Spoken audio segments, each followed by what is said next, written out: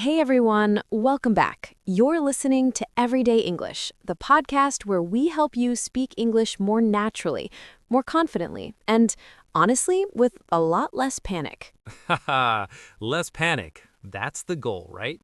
I'm Alex, and I'm here with Sarah as always. And today we have a really good episode, like a really, really good one, because we are talking about something almost every English learner struggles with. Oh, yeah. Tell me, have you ever been in a situation where you see someone you want to talk to, maybe at work or at a party or even just in a shop, and you want to say something in English, but then suddenly your brain just goes completely blank? I feel like that's every learner's experience at some point. You know exactly what you want to say in your own language, but in English, it just disappears. Like someone pressed the delete button in your brain. Gone. Nothing. Zero words. Ha, exactly. So today's topic is how to talk to anyone in English. Not just grammar, not textbook phrases. Real conversation, real confidence. Let's get into it. So, Alex, why do you think so many learners find it hard to just talk to people in English? Like, they study for years, they watch movies, they know vocabulary, but when a real conversation happens, they freeze. I think the problem is that we prepare for English, but we don't prepare to connect with people. There's a big difference. Grammar is like having the right tools in your bag, but talking to someone, that's actually using those tools in real life. I love that. It's like, imagine you're learning to drive a car. You study the rules, you read about the engine, but then you sit in the driver's seat and suddenly everything feels different. Exactly. And the conversation is actually very similar. It's a skill, and like any skill, you need to practice it in the real world, not just in your head. And here's the thing. Talking to people isn't just about finding a job or passing an exam. It's about building real connections, making friends, feeling comfortable in a world where English is the common language between people from different countries. Right. Think of English as a bridge. The words are the materials, but the conversation, that's the actual bridge connecting you to another person. We actually got a message from one of our listeners. Her name is Layla. She's from Egypt, and she's been learning English for about 3 years. Oh, I remember reading that. What did she say? So, Layla moved to a new city for work. Her team at the office spoke English. She understood almost everything, but every time she needed to say something, she stayed quiet. She was afraid of making mistakes. She was afraid people would laugh. So she just nodded a lot and said yes to everything. Ah, that's so relatable. You understand everything, but speaking feels like jumping off a cliff. Exactly. But then one day, she made one small change. Instead of waiting for the perfect moment, the perfect sentence, she just said one small thing. She said, "That's interesting. Can you tell me more?" That's it. 7 simple words. And what happened? Her colleagues smiled. They had a 5-minute conversation. And after that, Layla felt lighter, like a weight had been lifted. She said, "I realized people don't care if my English is perfect. They just want to connect." That's beautiful. That's the whole lesson right there, honestly. Okay, so let's get into our 5 steps. 5 practical things you can do to talk to anyone in English. Sarah, you want to start? Yes. Okay, step 1, start small, really small. A lot of learners think they need to say something impressive, something smart. But actually, the best conversations start with the most simple sentences. Things like, "How are you? What do you think? That's interesting." Small words, big effect. And why does it work? Because it takes the pressure off you. You're not trying to perform, you're just opening a door and letting the other person walk through. A small door is still a door. That's the key. Step 2, use questions to keep the conversation going. Questions are your best friend. When you don't know what to say next, ask something. "Really? What happened?" Or "How did that make you feel?" Or "What did you do then?" I love this one because questions do 2 things at the same time. First, they show the other person that you're listening, that you care. And second, they give you a few seconds to relax and think. It's like a little gift of time. Smart, right? Very smart.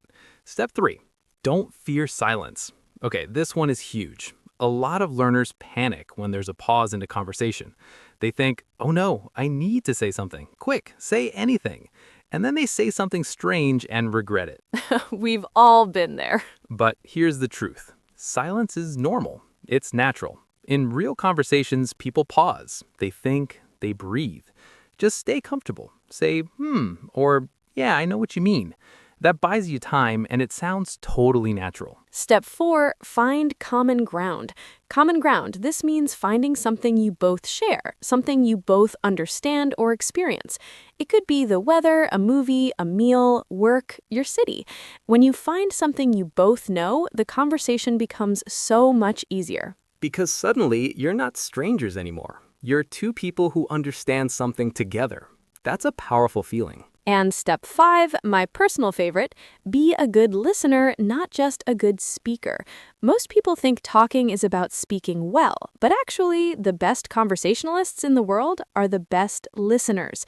When you truly listen with your eyes, with your attention, people feel it, and they love talking to you. You don't have to be perfect. You just have to be present. That alone will change every conversation you have. Okay, let's be honest for a moment, because I think there are some very real fears that stop people from talking. Sarah, what do you hear most from learners? What if they don't understand me? That's number 1. Learners are so afraid their accent will confuse people, or they'll use the wrong word and it'll be embarrassing. And what would you say to that? I would say most people are incredibly patient when they know you're trying. A warm smile and genuine effort matters so much more than perfect pronunciation. Nobody expects you to sound like a BBC news reader. That's a relief. What about the fear of making grammar mistakes? Because I think that one really holds people back. Oh, absolutely. But you know what? Native English speakers make grammar mistakes all the time. In casual conversation, nobody is grading you. They're listening to your message, not your grammar. That's such an important point. And what about just not knowing what to say? That awkward feeling. You know what helps a lot? Having a few bridge phrases ready. Things you can always say to keep the conversation moving. Like, that reminds me of, or I was actually thinking about that the other day, or even just, tell me more about that. These phrases are like a safety net. They catch you when you're falling. I like that. A safety net. Not a script, just a few simple tools in your pocket. And honestly, the more you practice, the less you need them. Because confidence builds itself, one conversation at a time. Okay, it's vocabulary time, one of my favorite parts. We have 10 words and phrases today, all connected to talking to people. Alex, let's go through them together. Let's do it. And listeners, please repeat each word after us. Say it out loud, even if you're alone, especially if you're alone. Your cat won't judge you. Okay, here we go. Number 1, break the ice. Meaning to start a conversation with someone you don't know well, to make the first move and reduce awkwardness. An example is, she told a small joke to break the ice at the new team meeting. Or, it can be hard to break the ice, but once you start, it gets easier. Number 2, common ground. Meaning something that two people share, a topic, an experience, a feeling that helps them connect. Examples, we found common ground when we discovered we both love cooking. Or, finding common ground makes any conversation more comfortable. Number 3, keep the conversation going, meaning to continue a conversation so it doesn't stop or become awkward.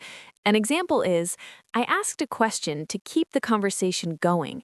Or, if you're not sure what to say, a question always helps keep things going. Number 4, approachable. Meaning easy and comfortable to talk to. If someone is approachable, they seem friendly and open. Examples, she has a warm smile. She seems very approachable. Or, even a small nod makes you look more approachable to others. Number 5, genuine, meaning real, honest, sincere, not fake or forced. When you are genuine, people feel it. An example is, his interest in the topic was genuine. He asked many follow-up questions. Or, people respond better to genuine conversation than to perfect grammar. Number 6, awkward silence. Meaning a pause in a conversation that feels uncomfortable or strange. Nobody knows what to say. Examples, There was an awkward silence after I asked the wrong question. Or, a simple question can help end an awkward silence.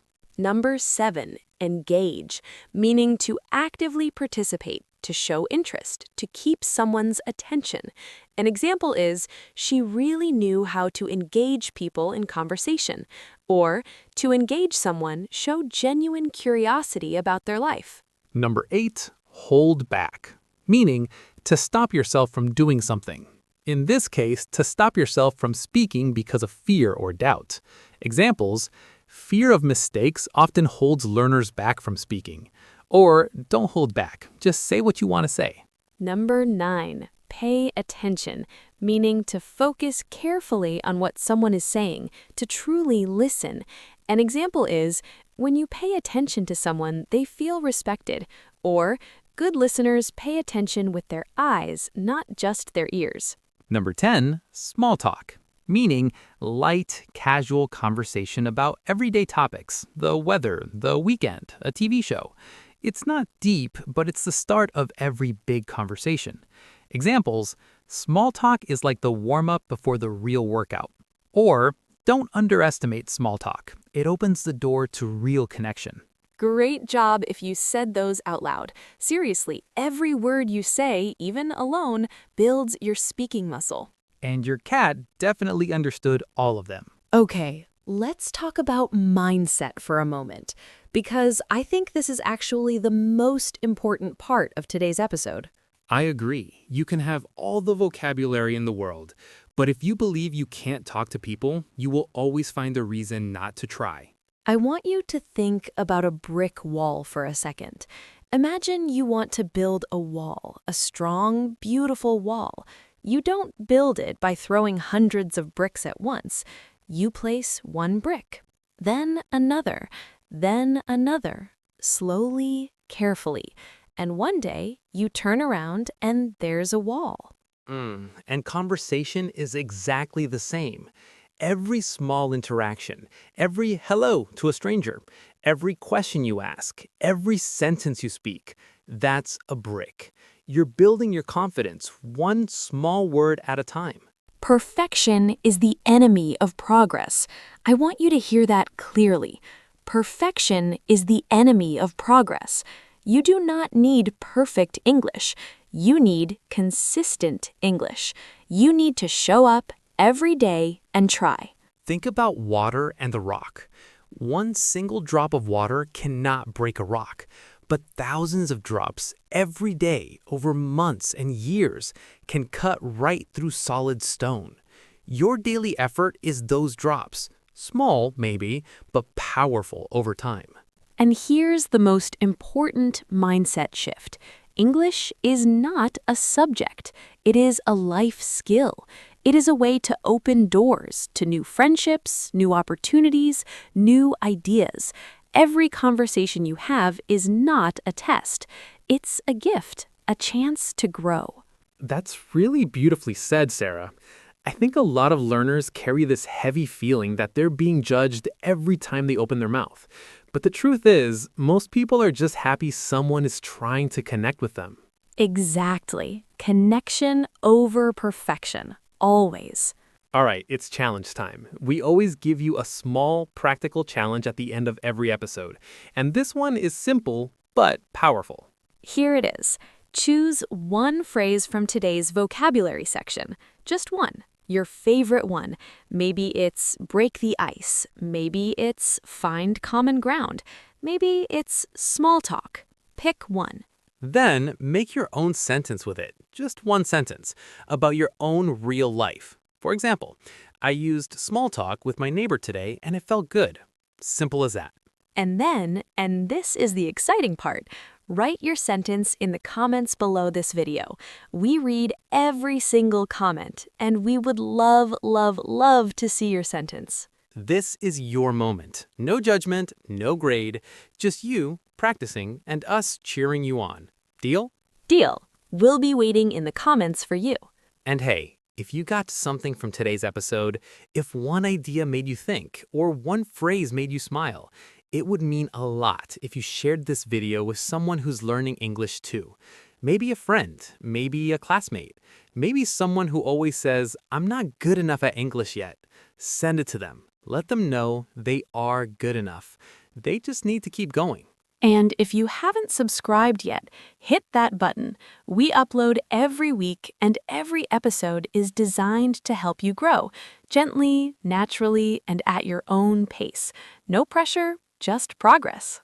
Okay, before we go, let's come back to the most important idea from today, the one thing we want you to carry with you after this episode ends. You don't need to be perfect to talk to people. You just need to be present, genuine, and willing to try. That's it. That's the whole secret. Think about the story of Layla. 7 simple words changed her experience at work. One small step changed how she felt about herself. That's the power of just beginning. Small steps every single day. That's how mountains are climbed. That's how languages are learned. That's how confidence is built. Not in one big jump, but in hundreds of small, quiet, beautiful moments. We believe in you, genuinely, and we'll be right here every week walking this journey with you. Take care of yourself. Stay curious and keep talking. Bye, everyone. See you next day.